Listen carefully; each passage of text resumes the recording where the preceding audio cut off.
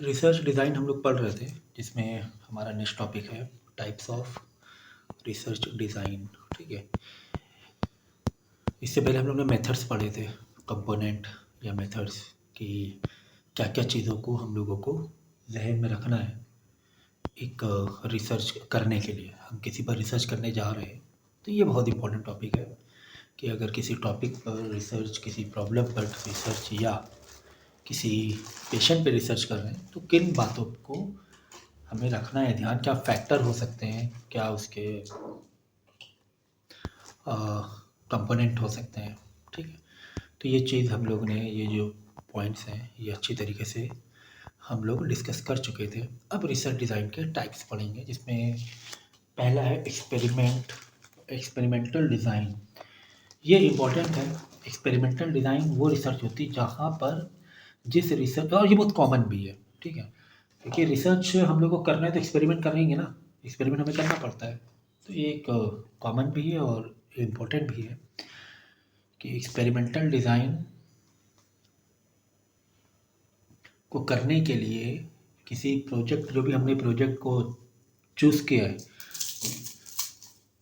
हम पहले क्या करेंगे, उस पर एक्सपेरिमेंट करेंगे। एक्सपेरिमेंट करके हम लोग कॉज एंड इफेक्ट देखेंगे और वहाँ से कंक्लूजन निकालते हैं हम लोग। ठीक है, तो experimental design involve manipulating variables and observing manipulating variables. तो मैनिपुलेटिंग वेरिएबल्स का मतलब होता है कि वेरिएबल्स को छेड़ना, ठीक है ना, चेंजेस करना, है ना, कुछ भी चेंजेस करना। एग्जाम्पल के तौर पे केमिकल के रिसर्च कर रहे हैं तो क्या करते हैं, केमिकल के रेशियो में चेंज करेंगे, है ना, कुछ ये ज़्यादा डालेंगे, ये केमिकल कम करेंगे, देखेंगे क्या बन के आ रहा है, क्या रिएक्शन हो रहा है। तो इस तरीके से साइकोलॉजी में या फिर साइंस के वर्ड में हम लोग जैसे मेडिकल टर्म में कोई मेडिसिन का डोज ज़्यादा कम देकर चेक करेंगे कि इससे पेशेंट पे क्या इफ़ेक्ट पड़ रहा है, एक्सपेरिमेंट करेंगे उस पर। ठीक है ना, फिर हम देखेंगे पर्टिकुलर, हाँ, यहाँ से ये रेशियो पर इस क्वांटिटी पर इस रेशियो से ज़्यादा बैलेंस आउटकम आ रहा है। तो इसके लिए पहले हम लोग क्या करते हैं, एनिमल्स पर एक्सपेरिमेंट करते हैं। ठीक है, एनिमल्स पे एक्सपेरिमेंट करेंगे, फिर वहाँ से देखेंगे उनका एनिमल्स पर क्या इफ़ेक्ट पड़ रहा है, फिर ह्यूमन पर वो एक्सपेरिमेंट करेंगे उस तरीके से। ठीक है, तो वहाँ पे फिर ह्यूमन बॉडी पर क्या इम्पैक्ट पड़ रहा है, तो वहाँ से मतलब एक कंक्लूजन निकलेगा। तो वेरिएबल्स का मैनिपुलेट करते हैं, मैनिपुलेट करके चेंजेस कर करके देखते हैं, इफेक्ट देखते हैं, उसका इम्पैक्ट देखते हैं, आउटपुट देखते हैं, और वहाँ से एक कंक्लूजन पता चलता है।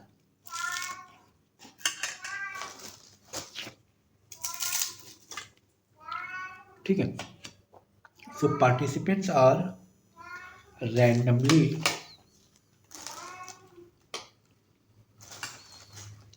assigned to different condition or groups, and the effects from manipulated variables are assessed.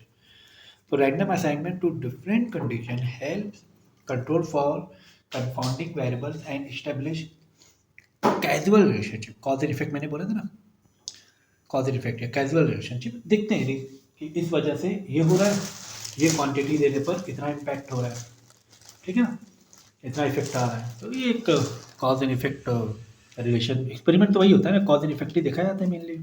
फिर वहाँ से हम क्या करते हैं, कंक्लूजन निकालते हैं, एक रिपोर्ट तैयार करते हैं, और जो भी कंक्लूजन आता है उस एक्सपेरिमेंट का, उस रिसर्च डिज़ाइन का, उसको फिर हम लोग पब्लिश या जिसको भी हमें रिप्रेजेंट करना होता है रिप्रेजेंट करते हैं। नेक्स्ट है हमारा कॉजी एक्सपेरिमेंटल डिज़ाइन। तो like experimental design, quasi experimental design involve the manipulation of variables. इसमें भी वेरिएबल्स को हम लोग छिड़कानी करते हैं। However, participants are not randomly assigned to group.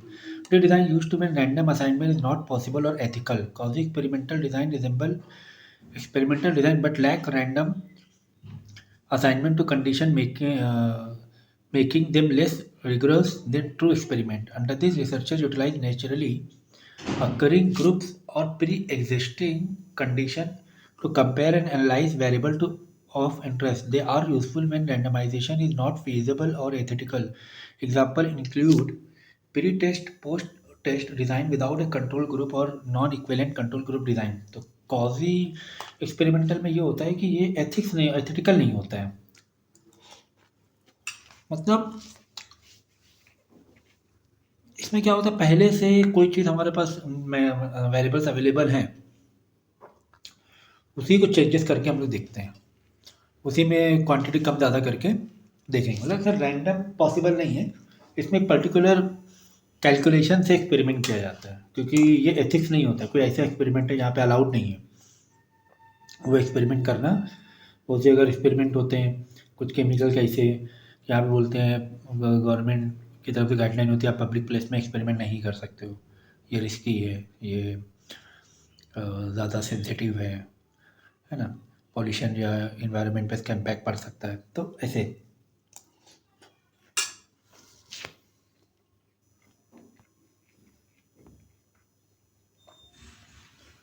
Correlation design examine the relationship between variables without manipulating them। ठीक है, इसमें मैनिपुलेट नहीं करते, इसमें सिर्फ रिलेशन, दो लोगों के बीच में रिलेशन रख के देखते हैं, इसमें छेड़खानी नहीं करेंगे। It measures the degree of association between variables but cannot establish causality. It helps identify pattern or relationship. Researchers measure variables and assess the strength and direction of their associations. Correlation does not imply causation, but it can provide valuable insight into the relationship between variables. तो जैसे correlation में, जैसे एक patient है psychologically, जैसे मैंने आपको दो एग्जांपल लिए हुए चल रहा था, ठीक है। तो दूसरा जो मैंने किसका एग्जांपल दिया था कि ह्यूमन नेचर का, कि अगर कोई एग्रेसिव या स्ट्रेस में है तो उसके पीछे उसका कोई एक रिलेशन हो सकता है, रीज़न हो सकता है, ठीक है। या चलो जॉब का एक रीज़न है, उसको कितनी मतलब जॉब है ना, उतना उसको उस लेवल की नहीं मिली, तो वो उतना सेटिस्फाई नहीं है उस सैलरी की जितनी एक्सपेक्टेशन है। जैसे उसको एक्सपेक्टेड सैलरी वाली से जॉब मिल जाती है तो वो स्ट्रेस का कम हो जाता है, नहीं मतलब ख़त्म हो जाता है। अगर और ज़्यादा सैलरी वाली मिल गई, उस एक्सपेक्टेशन ज़्यादा, तो बहुत ज़्यादा खुश हो जाता है, बहुत ही खुश हो जाएगा वो, है ना। स्ट्रेस की तो बात ही नहीं फिर यहाँ पर।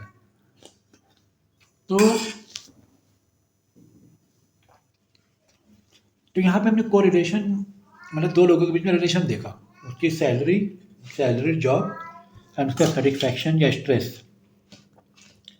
तो वो यहाँ से हमें पता चला कि ये दो लोगों के ये रिलेशन है और इसका ये आउटपुट आ रहा है। अगर एक को छेड़ रहे रिलेशन को, तो दूसरा जो उससे रिलेट कर रहा है उसका stress, mentally satisfaction.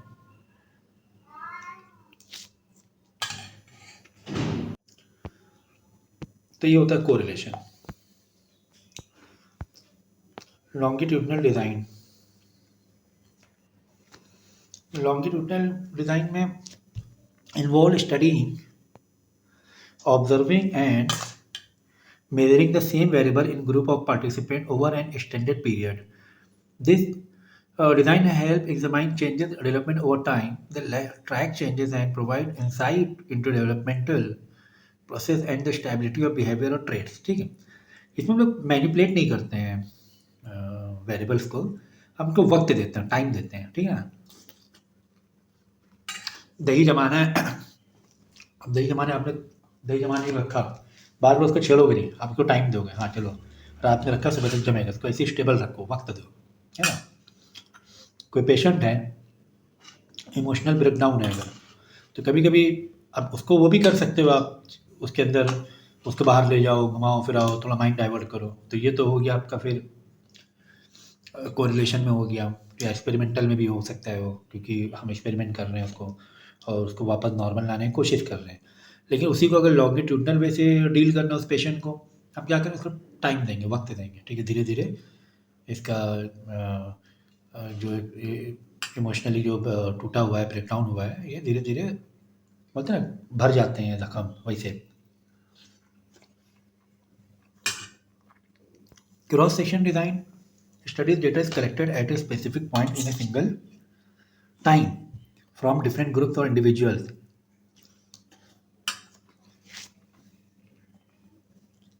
It provides a snapshot of a specific population or phenomena and different variable, it help identify group differences और relationship as well as useful comparing group. Cross section में जो variables होते हैं वो same group से belong नहीं करते हैं, ठीक है। देखो, in cross section design studies data is collected at a specific point in a single time from different groups. अलग अलग ग्रुप से, जैसे कि 5 ग्रुप हैं अलग अलग, ठीक है ना। और हमने क्या किया, एक टाइम पे पांचों ग्रुप से एक एक लड़का स्कूल में हमने सेलेक्ट कर लिया, ठीक है। और उसमें कंपटीशन किया, जैसे क्लास 6 का, क्लास 7 का, क्लास 8 का, 3 ग्रुप से, 3 ग्रुप से एक एक लड़का, हमने एक एक स्टूडेंट को सेलेक्ट किया और उसको हमने क्या किया, कंपटीशन करें। तो एक क्रॉस सेक्शनल डिज़ाइन हो गया। फिर हमने कंपेयर किए कौन से क्लास का बच्चा स्मार्ट है, या फिर एक क्लास के अलग अलग डिवीज़न से भी बच्चे, हम लोग अलग अलग सेक्शन के बच्चे भी हम लोग सिलेक्ट कर सकते हैं। कौन से सेक्शन के बच्चे स्मार्ट हैं, क्योंकि वहाँ पे जैसे मैथ का टीचर सेक्शन ए में अलग है, सेक्शन बी में अलग है, सेक्शन सी में अलग है। अब तीनों में से एक एक बच्चों को हमने, या दो दो बच्चों को सेलेक्ट कर मैथ का एक पेपर एग्ज़ाम किया, तो वहाँ से पता चलेगा कि हाँ, कौन से टीचर ज़्यादा अच्छा पढ़ा रहे हैं, या कौन से क्लास के बच्चे ज़्यादा स्मार्ट हैं उस सब्जेक्ट में। फिर नेक्स्ट है ऑब्जर्वेशनल डिज़ाइन।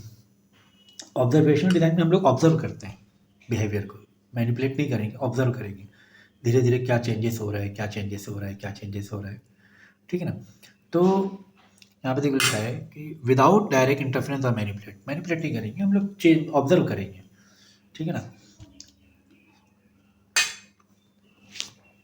जैसे कि एक बार हमने मेडिसिन लगा दिया जख्म में, हम लोग ऑब्जर्व कर रहे हैं कितनी देर में ठीक हो रहा है, ठीक है ना। या इसके अलावा भी बहुत सारे एग्जांपल हो सकते हैं जहाँ पे हम लोग ऑब्जर्व करते हैं, कोई भी एटमॉस्फेरिक चेंजेस हो रहा है तो वहाँ पर ऑब्जर्व करेंगे कि टेम्परेचर, कोई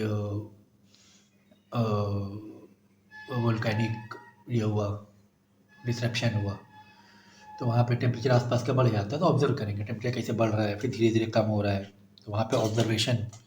तो वहाँ पे फिर हम एक रिपोर्ट तैयार करते हैं कि यहाँ पर जब इस आइलैंड में या कोई पर्टिकुलर प्लेस में बारिश होती है, या फिर वोल्केनिक अगर है, वोल्केनिक डिस्ट्रक्शन होता है, तो उस टाइम टेम्परेचर इतना हो जाता है, फिर धीरे धीरे धीरे धीरे 1 दिन 2 दिन 3 ऐसे कम होकर नॉर्मल हो जाता है, तो वहाँ पे ऑब्जर्वेशन कर रहे हैं हम लोग। फिर है केस स्टडी। केस स्टडी में क्या होता है, कोई अगर एक्सपेरिमेंट कर रहे हैं तो किसी केस से हम वो करेंगे, रिलेट करेंगे, और डीप नॉलेज उसको डीपली स्टडीज करेंगे, उस रिसर्च को डीपली पूरा डेटा लेंगे। जैसे कोई केस हो गया, क्राइम के पॉइंट ऑफ व्यू से मर्डर हो गया, समझो ऐसा, या कोई टेढ़ा केस है, ठीक है, चोरी हो गई किसी घर में, अब वहाँ पे हम लोग केस स्टडी कर रहे हैं, चोरी की हुई, आसपास लॉक भी नहीं टूटा घर के बाहर का, ठीक है, अंदर से चोरी भी हो गई, तो हम लोग केस स्टडीज़ करेंगे, कितने लोग हैं घर में, कौन सर्वेंट है, उनका पूरा बैकग्राउंड चेक करेंगे, पहले कोई चोरी में ये तो नहीं हुआ था इन्वॉल्व, कहीं और किसी और जगह पे, ये पूरा एक केस स्टडीज़ होती है, वहाँ से डेटा निकाला जाता है, ठीक है। तो फिर उस हिसाब से हम लोग क्या करते हैं, रिसर्च को अपनी तैयार करते हैं।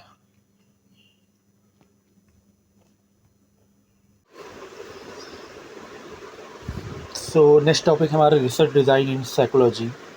साइकोलॉजी में किस तरह रिसर्च को डिज़ाइन किया जाता है। एक तो देखो सर्वे डिज़ाइन है। सर्वे यूज़ क्वेश्चनियर्स और इंटरव्यूज़। हमें आपको पता ही है कि सर्वे में हम लोग क्या करते हैं, सर्वे करते हैं, इंक्वायरी करते हैं, ठीक है ना। इंक्वायरी करके डेटा लेंगे और डेटा से फिर हम लोग एक रिसर्च डिज़ाइन करेंगे, जो भी कंक्लूज़न निकला, ठीक है ना।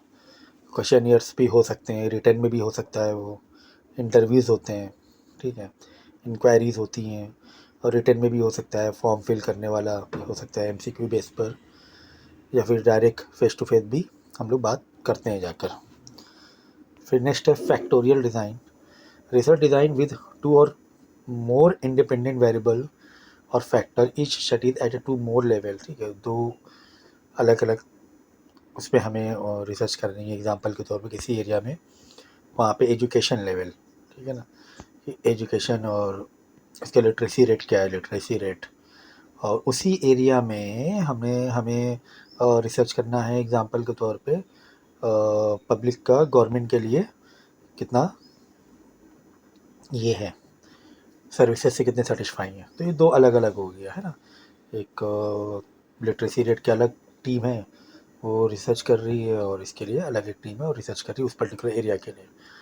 तो यही एलिमेंट्स हमने फाइंड आउट किए और फिर इंटरेक्ट करने की कोशिश की कि उसका कुछ इफेक्ट एक दूसरे की वजह से तो नहीं हो रहा। मतलब हमने क्या किया, इंक्वायरी तो अलग अलग की, इसकी अलग की, लिटरेसी रेट की, मतलब एजुकेशन की, और एक क्राइम की अलग की, चलो क्रिमिनल रेट,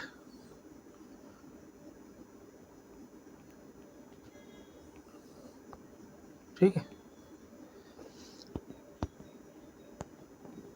कि वहाँ पे क्राइम रेट क्या है, क्राइम रेट क्या है। तो ये दो अलग अलग हमने क्या किया, इंक्वायरी या ये रिपोर्ट निकाली हम लोगों ने, ठीक है, उस पर्टिकुलर एरिया की, ठीक है। अब दोनों को हमने क्या क्या कनेक्ट किया कि हाँ यार यहाँ पे लिटरेसी रेट इस एरिया में कम है इसलिए क्राइम रेट ज़्यादा है। लिटरेसी रेट कम होगा तो लोगों को जॉब मिलने मुश्किल होगी, जॉब नहीं मिलेगी तो अनएम्प्लॉयमेंट बढ़ेगा, अनएम्प्लॉयमेंट बढ़ेगा तो फिर क्राइम बढ़ता है। बाद में हमने एक दूसरे को कनेक्ट किया, ठीक है ना। तो लेकिन पहले इंडिविजुअल्स अलग अलग हमने रिपोर्ट बनाई थी, बाद में दोनों को हमने क्या किया आपस में। तो ऐसे ही होता है, अगर एजेंसीज होती हैं, अलग अलग एजेंसीज होती हैं, उनकी रिपोर्ट से हम लोग कंक्लूजन निकालते हैं। अब हम क्या करते हैं, डायरेक्ट है ना उस एजेंसी पास जाते हैं, ठीक है, उस एरिया या उस सिटी की लिटरेसी रेट का अलग से ले लिया हमने रिपोर्ट, क्या लिटरेसी रेट क्या है। उसी सिटी का हमने देख लिया अनएम्प्लॉयमेंट, क्या देख लिया, अनएम्प्लॉयमेंट रेट क्या है, लोग कितने बेरोज़गार हैं। फिर इन दोनों को हमने स्टडी किया, हाँ लिटरेसी कम होने की वजह से लोगों को जॉब नहीं मिल रही है और अनएम्प्लॉयमेंट ज़्यादा है, इसलिए क्राइम भी ज़्यादा है, इसलिए क्राइम भी ज़्यादा है। तो इस तरीके से हम लोगों को आपस में क्या करना पड़ता है, कनेक्ट करना पड़ता है फैक्टोरियल डिज़ाइन में।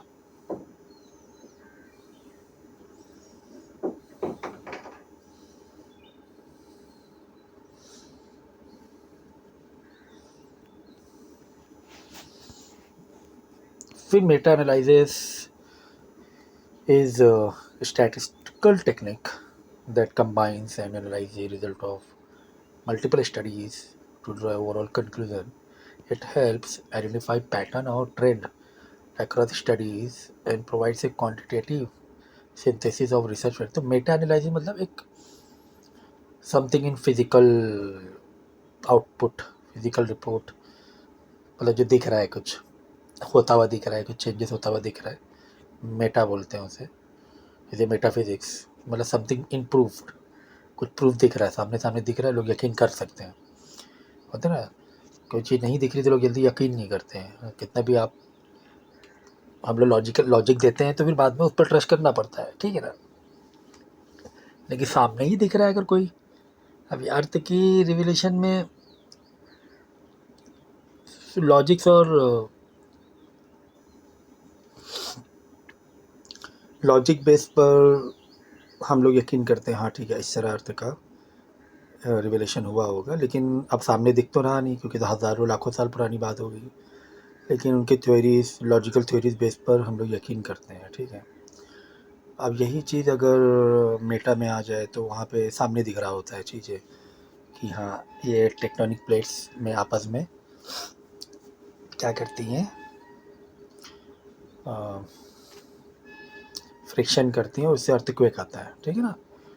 तो ये एक सामने दिख ही रहा है, ये तो पता ही चल रहा है अर्थक्वेक आ रहा है टेक्टोनिक प्लेट्स पे, तो मेटा एनालिसिस हो गया, ठीक है ना।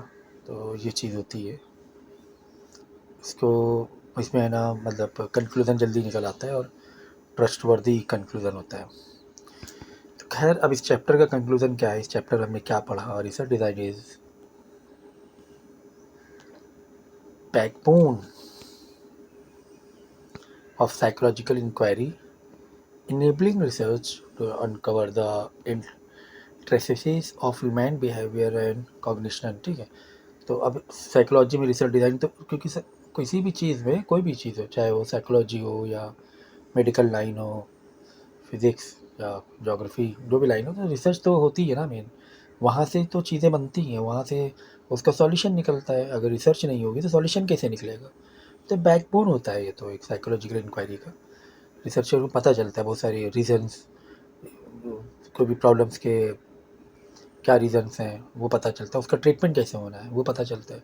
कॉग्निशन मतलब एक मेंटली ह्यूमन का जो नेचर है या उसका ब्रेन कैसे काम कर रहा है, वो सब रिसर्च डिज़ाइन से ही पता चलेगा। Well design study ensures the validity and reliability of findings, contributing to the growth and advancement of psychological knowledge. By meticulously planning research questions, selecting appropriate variable, implementing rigorous design, employing suitable data collection, and analyzing method, psychologists can unveil profound insight into the complexities of human mind। ठीक है, तो ये हमारा conclusion था research design के। इसमें जो भी डाउट्स हो स्क्रीनशॉट भेज देना मुझे, ठीक है।